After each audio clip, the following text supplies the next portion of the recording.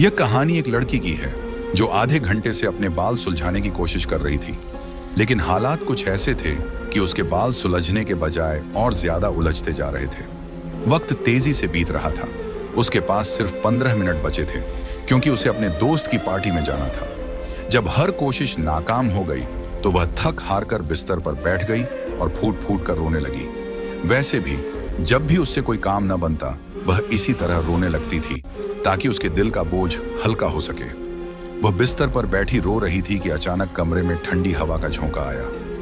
हैरानी की बात यह थी कि बाहर तेज धूप थी और गर्मी इतनी शदीद थी कि हवा भी चलती तो वह भी गर्म ही होती। मगर यह ठंडी हवा कहां से आई? उसे महसूस हुआ कि उसके वजूद में एक अजीब सा सुकून भर गया है और आसपास एक मशहूर सी खुशबू फैलने लगी। उसे ऐसा लगने लगा जैसे उस पर कोई नशा तारी हो रहा हो।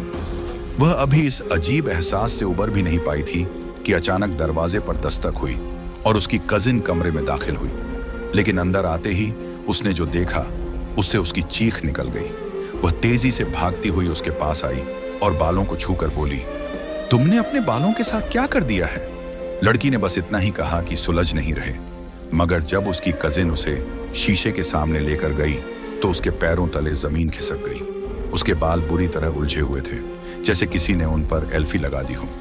यह देखकर वह फिर से रो पड़ी। यह कोई पहली बार नहीं था। जब भी उसे कहीं जाना होता उसके साथ कुछ अजीब होता। पिछले 1 महीने से वह घर से बाहर नहीं निकल पाई थी। कॉलेज भी मुश्किल से 2-3 बार ही जा सकी थी। उसकी अम्मी भी परेशान थी, लेकिन किसी को कोई वजह समझ में नहीं आ रही थी। उसकी दादी जो अक्सर उसे ताने देती थी अब खुद परेशान थी। बालों की हालत इतनी खराब थी कि उन्हें भी यकीन हो गया था कि यह लड़की जानबूझकर ऐसा नहीं कर रही। दोस्त की पार्टी तो अब दूर की बात हो गई थी, अब उसे बस अपने बालों की फिक्र थी। दादी ने करीब 1 घंटे तक उसके बाल सुलझाने की कोशिश की, मगर बाल इतने उलझे थे कि हर बार एक नया झटका लगता। आखिरकार दादी ने गुस्से में उसे झिड़क दिया, जा खुद ही कुछ कर, मुझसे नहीं होगा। रोती हुई वह अपने कमरे में आ गई और शीशे के सामने खड़ी हो गई। आंसू उसकी आंखों से रुकने का नाम नहीं ले रहे थे। फिर अचानक उसे नींद आने लगी। यह भी अजीब बात थी। रात को वह 10 घंटे की नींद ले चुकी थी, फिर भी इतनी नींद क्यों आ रही थी? वह चाहकर भी खुद को रोक नहीं पाई और बिस्तर पर गिर गई। उसे नहीं पता चला कि कब उसकी आंख लग गई। जब वह उठी तो मगरिब की अजान हो रही थी। कमरे में एक बेहद प्यारी खुशबू फैली हुई थी। यह वही खुशबू थी जो उसे पहले महसूस हुई थी। उसे लगा कि शायद उसकी कजिन ने कोई नया परफ्यूम लगाया होगा। वह जल्दी से उसके कमरे की तरफ भागी और पूछा, तुम कौन सा नया परफ्यूम लेकर आई हो? मगर कजिन के जवाब ने उसे और ज्यादा हैरान कर दिया। उसने कोई नया परफ्यूम नहीं खरीदा था। अब सवाल यह था कि फिर यह खुशबू कहां से आई? और सबसे हैरान करने वाली बात तो यह थी कि जब वह अपनी दादी के पास पहुंची तो उन्होंने उसे देखकर कहा, अरे तुम्हारे बाल तो बिल्कुल पहले जैसे हो गए हैं, तुमने क्या लगाया है? लड़की खुद भी दंग रह गई। वह जल्दी से अपने बालों को छूने लगी। वाकई उसके बाल अब बिल्कुल पहले जैसे ही थे, ना कोई उलझन ना कोई परेशानी। मगर यह कैसे हुआ? उसने दादी से झूठ कह दिया कि उसने सिर धो लिया था, मगर अंदर ही अंदर उसे यकीन हो गया था कि जो कुछ भी उसके साथ हो रहा था वह बिल्कुल नॉर्मल नहीं था। उस दिन उसने घर में यूं ही इधर उधर घूमते हुए गुजार दिया। वैसे भी उसे कामों में कोई दिलचस्पी नहीं थी, खासकर जब उसकी अम्मी उसे किसी काम के लिए कहती तो उसे ऐसा महसूस होता जैसे उसकी मौत का वक्त आ गया हो। वह अक्सर पढ़ाई का बहाना बनाकर जिम्मेदारियों से बचने की कोशिश करती। एक शाम घर के सभी लोग सहन में बैठे बातें कर रहे थे और वह अपनी कजन के साथ अपने बड़े कजन अरसलान भाई की शादी पर चर्चा कर रही थी। यह खानदान में होने वाली पहली शादी थी जिससे सबका जोश देखने लायक था, खासकर इसलिए भी कि उनकी फुप्पो इंग्लैंड से पाकिस्तान आ रही थी। लेकिन खानदान की खवातीन को फुप्पो से ज्यादा उनके बेटे से मिलने की दिलचस्पी थी, क्योंकि हर कोई चाहता था कि उनकी बेटी एक बड़े घराने में ब्याही जाए। लड़की की अम्मी भी इसी वजह से उसे हर वक्त सजने संवरने और खुद को दुरुस्त रखने की नसीहतें देती। मगर उसे फुप्पो के बेटे में कोई खास दिलचस्पी नहीं थी। लेकिन जब पहली बार उसने उसे देखा तो उसे वह बहुत प्यारा लगा। एक ख्याल उसके दिल में भी आया कि अगर वह उसकी बीवी बन जाए तो इसमें कोई बुराई नहीं। यही सोचकर उसने भी बाकी लड़कियों की तरह उसके आसपास रहने और उससे बात करने के बहाने ढूंढने शुरू कर दिए। शाम का वक्त था। जब वह किचन में खड़ी सबके लिए चाय बना रही थी, तभी उसका कजन वहां आया और उससे इधर उधर की बातें करने लगा। दोनों ऐसे बातें कर रहे थे जैसे सालों पुरानी दोस्ती हो। उसे उसका यह अंदाज बहुत पसंद आया, लेकिन तभी उसने किचन में लगे शीशे में कुछ अजीब देखा। उसके कजन का अक्स शीशे में नजर ही नहीं आ रहा था, जबकि उसका खुद का अक्स साफ दिख रहा था। पहले तो उसने सोचा कि यह उसकी नजरों का धोखा होगा, मगर जब दोबारा देखा तो वही नजारा था। उसकी सांसें तेज हो गईं। उसने धीरे से अपने कजन की तरफ देखा, जो अजीब चमकती आंखों से उसे घूर रहा था। फिर देखते ही देखते उसकी आंखों का रंग लाल होने लगा और फिर पूरी तरह स्याह हो गई। उसकी शक्ल भी बिगड़ने लगी। यह सब देखकर लड़की की चीख निकल गई और वह बेहोश होकर गिर पड़ी। जब उसे होश आया तो वह अपने कमरे में थी और उसके आसपास घर के सारे लोग मौजूद थे। उसकी अम्मी बेहद परेशान थीं और उससे बार बार पूछ रही थीं कि क्या हुआ। जैसे ही उसने पूरा किस्सा सुनाया, उसकी फुप्पो का चेहरा अजीब सा हो गया। वह गुस्से से बोली, तुम्हारी बेटी पागल हो गई है, इसका इलाज करवाओ। फिर अपने बेटे का हाथ पकड़कर वहां से चली गई। अगले ही दिन वह अपने बेटे के साथ किसी और रिश्तेदार के घर चली गई। बाद में लड़की को पता चला कि फुप्पो ने उसी शाम उसकी अम्मी से उसके रिश्ते की बात की थी, यानी वे अपने बेटे की शादी उसी से करवाना चाहती थी। मगर इस हादसे के बाद सब कुछ बिखर गया। उसकी कजन ने उससे मजाक में पूछा, तुमने यह सब जानबूझकर किया था या यह सच में हुआ?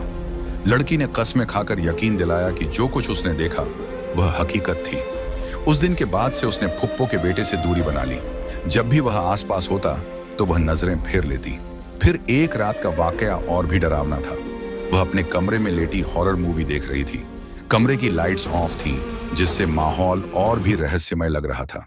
तभी अचानक कमरे की लाइट्स ऑन हो गईं। उसकी आंखें रोशनी से छूंकी तो उसने गुस्से में कहा, चांदनी, ये क्या तरीका है? पहले दस्तक देकर आना चाहिए। लेकिन उधर से कोई जवाब नहीं आया। जब उसने आंखें खोली तो देखा कि कमरे में कोई भी नहीं था। फिर कुछ सेकंड बाद लाइट खुद ब खुद दोबारा बंद हो गई। अब उसे समझ नहीं आ रहा था कि यह सब क्या हो रहा है। तभी कमरे की खिड़की अचानक खुल गई और ठंडी हवा का झोंका अंदर आया। उसके रोंगटे खड़े हो गए। उसने कांपती आवाज में पूछा, कौन है? कौन है यहाँ? लेकिन जवाब में सिर्फ गहरी खामोशी थी। अचानक एक जोरदार चीख की आवाज आई। ये इतनी भयानक थी कि लड़की खुद भी चीख पड़ी। वह मदद के लिए अम्मी को पुकारने लगी, मगर कोई नहीं आया। उसे महसूस हुआ कि जैसे उसकी आवाज गूंजकर खुद उसी की ओर लौट रही हो। डर के मारे उसकी आंखों से आंसू बहने लगे। तभी उसकी नजर अपने लैपटॉप पर पड़ी, जो जमीन पर उलटा पड़ा था और उसकी स्क्रीन के टुकड़े पूरे फर्श पर बिखरे हुए थे। यह देखकर उसे लगा कि वह खुद भी किसी हॉरर फिल्म का हिस्सा बन चुकी है। उसकी दोस्त अक्सर उसे समझाया करती थी कि रात के वक्त ऐसी चीजें मत देखा करो, वरना खुद ही नुकसान उठाओगी। लेकिन उस रात जब वह अपने कमरे में अकेली थी, उसे एहसास हुआ कि उसका नुकसान का दिन आ ही गया है। वह अपने दरवाजे से टेक लगाकर बैठ गई और खौफजदा नजरों से पूरे कमरे में देखने लगी। तभी कमरे के कोने में उसे एक लंबा साया नजर आया। यह शख्स इतना ऊंचा था कि उसका सिर छत से टकरा रहा था। उसने एक लंबा सा चोगा पहना हुआ था। डर के मारे उसकी सांसें थमने लगी। वह घूर घूर कर उस परछाई को देखने लगी और फिर अचानक ही वह उसके इंतहा करीब आ गया। अब बस एक उंगली के फासले पर था। उसकी नजर उस शख्स की नाक और होंठों पर पड़ी और तभी वह हल्का सा मुस्कुराया। उस मुस्कान के साथ ही लड़की की हिम्मत जवाब दे गई और वह बेहोश होकर गिर पड़ी। सुबह जब सूरज की किरणें उसके चेहरे पर पड़ी तो उसकी आंखें खुली। वह कमरे के फर्श पर पड़ी थी और उसके पास ही एक सुर्ख रंग का गुलाब रखा था, जिसका आधा हिस्सा स्याह हो चुका था। उस गुलाब को देखते ही रात की सारी घटनाएं उसके जहन में घूमने लगी और उसे नए सिरे से खौफ महसूस होने लगा। अब वह और सहन नहीं कर सकती थी। उसने फैसला किया कि वह घर में किसी को इस बारे में बताएगी। लड़की दौड़ती हुई अपनी दादी के कमरे में पहुंची। दादी उसे सुबह सुबह अपने कमरे में देखकर हैरान हो गई और पूछा कि मामला क्या है। लड़की ने रोते हुए उन्हें सारी बातें बता दी। जब उसने वह सुर्ख गुलाब भी दादी के सामने रखा तो दादी की आंखें खुली की खुली रह गईं। उन्होंने तेजी से गुलाब उठाया और खौफजदा नजरों से कभी लड़की की तरफ देखती, कभी उसके पीछे। लड़की ने भी पीछे मुड़कर देखा, लेकिन वहां कोई नहीं था। लड़की ने घबराकर दादी से पूछा, आखिर माजरा क्या है? दादी ने उसकी बात सुनी और फिर धीरे से अपनी तस्बीह उठाई। वह 20 मिनट तक कुछ बड़बड़ाती रही और पूरे कमरे में फूंक मार दी। लड़की यह सब देखकर और भी ज्यादा बेचैन हो गई। उसने बेसब्री से दादी के बोलने का इंतजार किया। आखिरकार दादी ने जो पहली बात कही वह थी, अब मैं तुमसे जो भी बात करूंगी वह सिर्फ हम दोनों के दरमियान ही रहेगी, कोई और मखलूक इसे नहीं सुन पाएगी। लड़की यह सुनकर सिहर उठी, यानी जिस बात का उसे अंदेशा था वही सच निकली। उसे बिल्कुल भी नहीं पता था कि आज उसकी जिंदगी का सबसे बड़ा राज खुलने जा रहा है, और उसे यह भी नहीं पता था कि यह उसकी दादी के साथ आखिरी मुलाकात होगी। दादी ने बोलना शुरू किया। उन्होंने बताया कि यह कहानी अभी की नहीं बल्कि बहुत पहले की है। जिस दिन लड़की पैदा हुई थी उसी दिन यह कहानी शुरू हुई थी।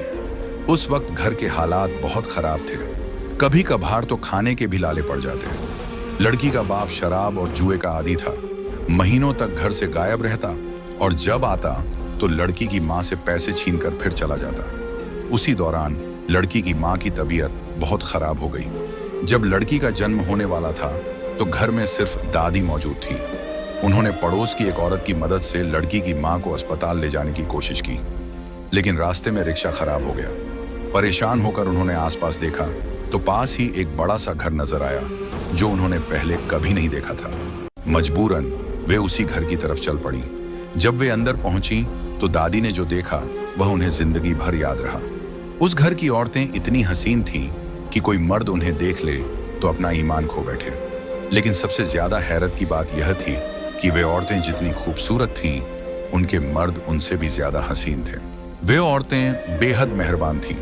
उन्होंने लड़की की माँ की मदद की और थोड़ी ही देर में लड़की का जन्म हो गया। जब लड़की को पहली बार गोद में लिया गया तो उनमें से एक औरत उसे इतने प्यार से देख रही थी कि दादी को महसूस हुआ जैसे वह लड़की को अपने पास ही रखना चाहती हो।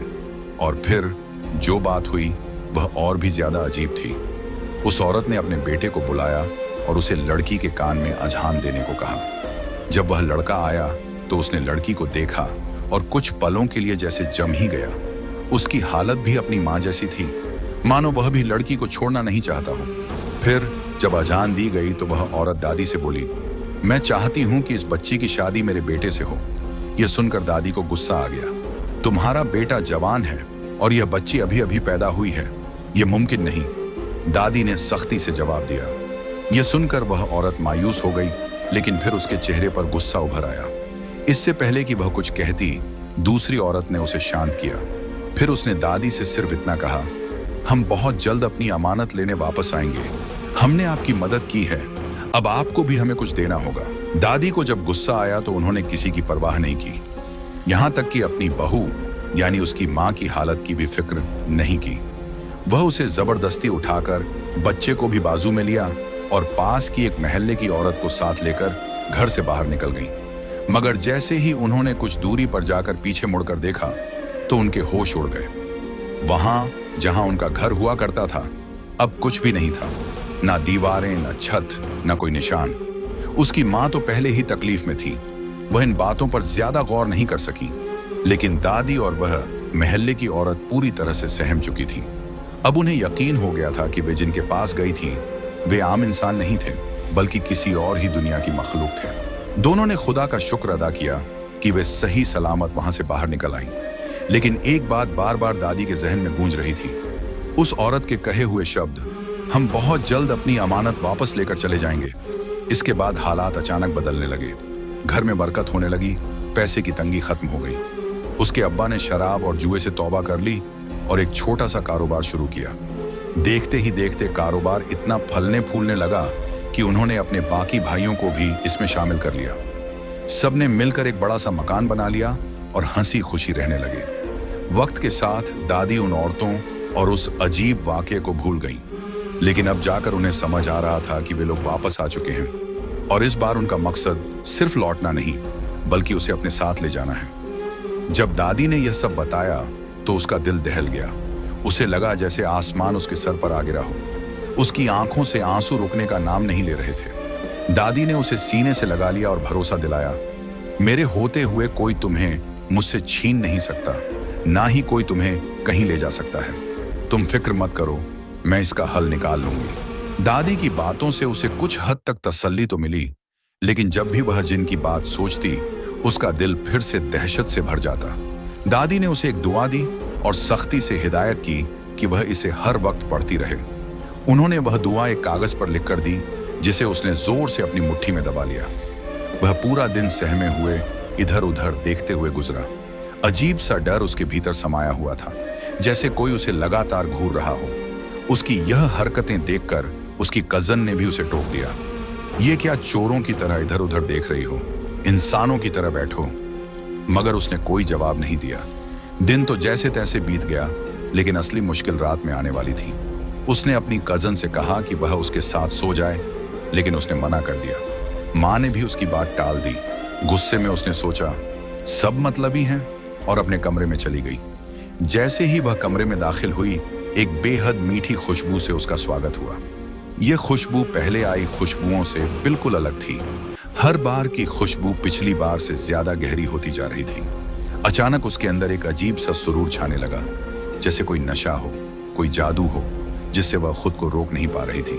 और फिर एक ठंडी हवा का झोंका आया, जिससे उसका पूरा जिस्म कांप उठा। इतनी भयानक गर्मी में भी उसे ठंड लगने लगी। डरते हुए उसने खिड़की की तरफ देखा, लेकिन जो उसने देखा वह उसकी कल्पना से परे था। इस बार वहां कोई साया नहीं था, कोई चोगा पहने खौफनाक वजूद नहीं था, बल्कि वहां एक नौजवान खड़ा था, एक बेहद खूबसूरत नौजवान। इतना हसीन चेहरा उसने अपनी पूरी जिंदगी में नहीं देखा था। उसकी नीली आंखें सीधे उसे देख रही थीं, उसकी काली लहराती जुल्फें हवा में उड़ रही थीं, और उसके होठों पर एक प्यारी मुस्कान थी। कोई भी लड़की उसे देखती तो एक पल में ही उसकी दीवानी हो जाती, लेकिन यहाँ मामला अलग था। उसे मालूम था कि यह कोई आम इंसान नहीं, बल्कि वही जिन्न था जिसने उसकी जिंदगी को इस मोड़ पर ला खड़ा किया था। डर के मारे वह पीछे हटने लगी, लेकिन जैसे ही उसने यह देखा, उस जिन्न के चेहरे पर नाखुशी की लकीरें उभर आईं। फिर उसने धीरे से कुछ पढ़ा और उसकी टांगें जमीन से चिपक गईं। अब वह चाहकर भी हिल नहीं पा रही थी, और वह नौजवान धीरे धीरे उसकी तरफ बढ़ रहा था। डरते हुए उसने पूछा, कौन हो तुम? यह सवाल सुनकर उस अजनबी के चेहरे पर एक मुस्कुराहट फैल गई। उसने बहुत इत्मीनान से जवाब दिया, मैं तुम्हारा चाहने वाला हूं और बहुत जल्द तुम्हें अपने साथ यहां से लेकर चला जाऊंगा। यह सुनकर लड़की की आंखों से आंसू बह निकले। जब वह रोई तो उस परछाई के चेहरे पर एक नाखुशी की लकीर खिंच गई, लेकिन अगले ही पल उसने बहुत नरमी से उसके आंसू पोंछे। जहां जहां उसका स्पर्श महसूस हुआ, लड़की को ऐसा लगा जैसे उसका वजूद जलने लगा हो। दर्द और तकलीफ की एक लहर उसके पूरे जिस्म में दौड़ने लगी। अचानक एक झटका महसूस हुआ और वह घुटनों के बल जमीन पर बैठ गई। अब उसकी हालत यह थी कि वह उस परछाई के कदमों में थी। फिर एक भारी और डरावनी आवाज उसके कानों में पड़ी, अगर तुमने मेरे अलावा किसी और के बारे में सोचने की कोशिश भी की या किसी और के साथ किसी भी किस्म का ताल्लुक जोड़ा, तो मैं तुम्हें और तुम्हारे पूरे घर वालों को जिंदा जला दूंगा। उसकी आवाज में इतनी दहशत थी कि लड़की को अपना वजूद खत्म होता महसूस हुआ। डर के मारे उसने सिर उठाया, लेकिन अब वहां कोई नहीं था। वह समझ गई कि उसका मकसद सिर्फ इतना था कि उसे यकीन दिला सके कि वह सिर्फ उसी की अमानत है। डरी हुई लड़की भागते हुए अपनी दादी के पास जाने लगी, लेकिन जैसे ही उसने दरवाजा खोला, उसकी मायूसी की कोई इंतहा न रही। दरवाजा बंद था। लाख कोशिशों के बावजूद वह दरवाजा नहीं खोल सकी। वह हार कर अपने बिस्तर पर बैठ गई। अब उसे यकीन हो गया था कि यह सब उस जिनजात का किया धरा था। पूरी रात उसने उसे सोने नहीं दिया। कभी वह कमरे में चक्कर काटता महसूस होता, कभी वह लड़की के सिरहाने बैठा महसूस होता, कभी वह उसके बालों में उंगलियां फेरता और कभी उसका नाम लेकर उसे जगाने की कोशिश करता। लड़की को यह साफ महसूस हो रहा था कि वह उसे तंग करके मजा ले रहा था। सुबह फज्र के करीब उसकी आंख लग गई, लेकिन मुश्किल से 2 घंटे ही सोई होगी कि अचानक दरवाजे पर जोरदार दस्तक हुई। बाहर से रोने चीखने की आवाजें आने लगीं। एक अजीब सा माहौल था। लड़की का दिल जोर जोर से धड़कने लगा। घबरा कर वह बिस्तर से उठी और दरवाजा खोला। सामने उसकी कजिन खड़ी थी, जो फूट फूट कर रो रही थी। लड़की ने उससे पूछा, क्या हुआ? लेकिन वह कुछ कहने की हालत में नहीं थी। तभी लड़की की नजर अपनी मां पर पड़ी, जो खुद भी रो रही थी। लड़की का दिल बैठने लगा। अचानक उसके दिमाग में बस एक ही ख्याल आया, क्या दादी को कुछ हो गया? वह दौड़ते हुए अपनी माँ के पास पहुंची और घबराई हुई आवाज में पूछा, अम्मी क्या हुआ? अम्मी ने उसे सीने से लगाया और रोते हुए बताया, दादी का इंतकाल हो गया है। यह सुनते ही लड़की के पैरों तले जमीन खिसक गई। उसे लगा कि अब सब कुछ खत्म हो गया है। जो इकलौता इंसान उसे बचा सकता था वह अब इस दुनिया में नहीं रहा। 2 दिन तक उसने कुछ नहीं खाया पिया। 1 महीने तक वह इस सदमे से नहीं उबर सकी। लेकिन इस दौरान वह जिन जात एक पल के लिए भी उसका पीछा नहीं छोड़ रहा था। वह हर वक्त उसे परेशान करता और अगर कोई और शख्स उससे बात करने की कोशिश करता तो वह उसे भी सताने लगता।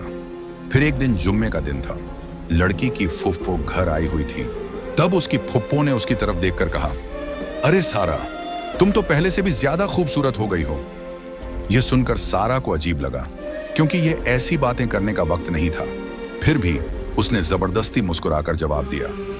लेकिन उसकी बेचैनी तब और बढ़ गई जब उसने महसूस किया कि उसके कजन की नजरों की तपिश लगातार उस पर थी।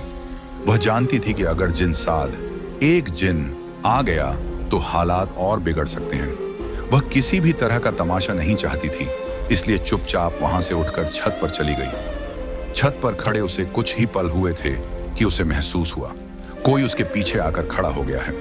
जब उसने पीछे पलटकर देखा तो वहां अरसलान खड़ा था। अरसलान को देखकर उसने तुरंत नजरें झुका ली और उसकी साइड से निकलने लगी। लेकिन तभी अरसलान ने उसकी बाजू पकड़ ली। अगले ही पल एक जोरदार चीख अरसलान के मुंह से निकली। उसका हाथ जलने लगा था।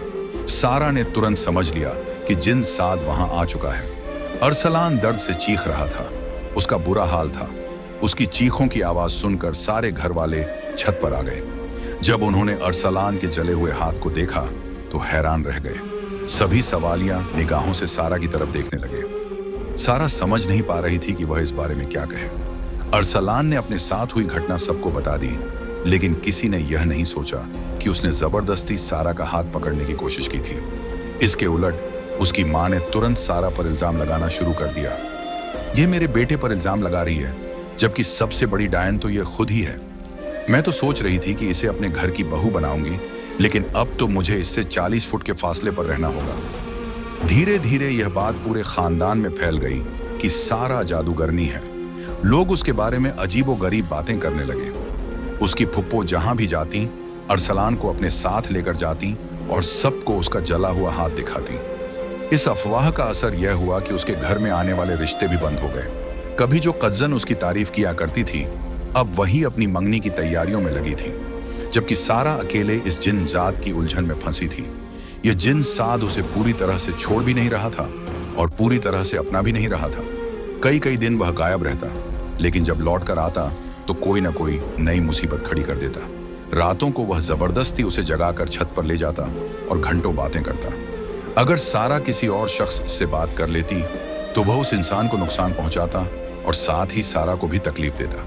सारा किसी से इस बारे में बात नहीं कर सकती थी, क्योंकि जब भी वह घर में किसी से कुछ कहने की कोशिश करती उसकी जबान बंद हो जाती। वह चाहकर भी अपने दिल की बात नहीं कह पाती थी, और अगर वह कोशिश भी करती तो उसे जिन जात की तरफ से सजा मिलती। उसके पूरे जिस्म पर चोटों और जख्मों के निशान थे। यह सब उसे जिन साद की वजह से सहना पड़ा था। उसे सबसे ज्यादा डर इस बात का था कि कहीं जिन साद पूरी तरह से उस पर काबिज न हो जाए। एक रात हमेशा की तरह जिन साद फिर आया और जबरदस्ती उसे छत पर ले गया। वे दोनों वहां बैठे बातें कर रहे थे। वह हमेशा की तरह उसकी तारीफें कर रहा था, लेकिन अब इन तारीफों से सारा को कोई फर्क नहीं पड़ता था। उल्टा उसे गुस्सा आ रहा था। अचानक सारा के दिल में एक ख्याल आया और उसने जिन साद से कह दिया, मैं तुम्हें देखना चाहती हूँ। आगे क्या हुआ यह राज धीरे धीरे खुलने वाला था। वह जिन उसके सामने बैठकर मुस्कुराता और कहता, मैं तो तुम्हारे सामने ही मौजूद हूं, जितना चाहो मुझे देख लो। लेकिन लड़की को उसका असली वजूद देखना था। जब उसने अपनी यह जिद जाहिर की तो जिन जात के चेहरे पर एक साया लहराया, जैसे कोई छिपी हुई बात उसे परेशान कर रही हो। जिन ने समझाने की कोशिश की, तुम मेरा असली वजूद नहीं देख पाओगी, यह तुम्हारे लिए मुमकिन नहीं। मगर लड़की ने हार नहीं मानी। आखिरकार जिन ने उसकी जिद के आगे घुटने टेक दिए और कहा, ठीक है, तुम देख सकती हो। लड़की ने बिना पलक झपकाए उसे देखना शुरू किया, लेकिन जिन के वजूद में कोई तब्दीली नहीं आई। ये देखकर लड़की को गुस्सा आ गया। उसने झुंझलाकर कहा, मुझसे मजाक मत करो, मुझे सच बताओ। जिन ने कहा, अगर सच देखना चाहती हो तो मेरी आंखों में देखो। लड़की ने जैसे ही उसकी आंखों में देखा, एक अजीब वहशत उसके पूरे जिस्म में तारी होने लगी। ऐसा लगा जैसे उसकी सांसें थम जाएंगी। वह तेजी से नजरें चुराकर पीछे हट गई। जिनजात हंसते हुए बोला, यह तो कुछ भी नहीं। अगर तुमने मेरा पूरा वजूद देख लिया होता तो सोचो तुम्हारी क्या हालत होती। अब लड़की के दिल में बस एक ही ख्याल था, मैं इस जिनजात से कब छुटकारा पाऊंगी। लेकिन फिर एक अजीब घटना घटी। जिस जिनजात ने अब तक लड़की को डराया था, वह खुद अचानक घबरा गया। वह खड़ा हुआ और कहने लगा, मुझे अभी और इसी वक्त यहां से जाना होगा, वरना मैं बहुत बड़ी मुसीबत में फंस जाऊंगा। लड़की यह सुनकर हैरान रह गई। ऐसा पहली बार हुआ था जब वह खुद डरकर भागा था। लेकिन किससे? कौन सी ताकत उसे डरा रही थी? अगले 2 दिन गुजर गए। जिनजात का कोई नामो निशान नहीं था। फिर एक शाम जब लड़की सहन में बैठी सब्जी काट रही थी, एक बुजुर्ग औरत घर में दाखिल हुई। उसके आते ही वहां का माहौल बदल गया। जहां पहले एक अजीब सा डर और बेचैनी थी, अब वहां सुकून महसूस होने लगा। यह औरत कोई मामूली औरत नहीं थी, वह एक आमला थी, एक ऐसी हस्ती जिसने जिन्नात और बुरी ताकतों पर काबू पाना सीख रखा था। लड़की को समझते देर नहीं लगी कि जिनजात उसके सामने क्यों नहीं आ रहा था। वह इस आमला से डर गया था। लड़की ने जल्द ही अपनी सारी कहानी उस औरत के सामने रख दी।